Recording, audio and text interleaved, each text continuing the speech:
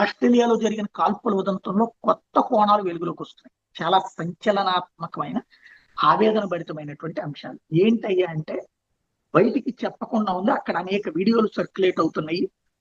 కొంతమంది మిత్రులు, ఆస్ట్రేలియాలో ఉన్నటువంటి మిత్రులు పంపించినటువంటి వీడియో చూస్తే ఇట్లాంటి పొజిషన్ అనమాట. కాల్పులు ముగ్గురు మొత్తం కాల్పులు, ఒకరిని కాల్చి చెప్పారు, మిగతా ఇద్దరులో ఒకరు పాకిస్తాన్ జరిగింది. ఇందులో స్పెషాలిటీ ఏంటంటే బయటపడుతున్నటువంటి నిజము, దారుణమైనటువంటి నిజం, పిల్లల్ని టార్గెట్ చేశారు. యూదుల పిల్లల్ని మాత్రమే టార్గెట్ చేశారు. చిన్న పిల్లల్ని, ఎవరైతే స్కూల్ పిల్లల లాంటి వాళ్ళని, అలాంటి వాళ్ళని కాల్చి చంపుతా వచ్చారు. దాంతో యూదులు ఏదైతే తమకు సంబంధించినటువంటి పిల్లల్ని కాపాడుకోవడానికి ఆ పిల్లల్ని పడుకోబెట్టి నేల మీద వాళ్ళ మీద వాళ్ళు పడుకున్నారు. తల్లులు చనిపోయారు, తండ్రులు చనిపోయారు, గాయపడ్డారు తీవ్రంగా. తమ బిడ్డల్ని కాపాడుకునేటటువంటి క్రమంలో జరిగినటువంటి దారుణం. అంటే యూదు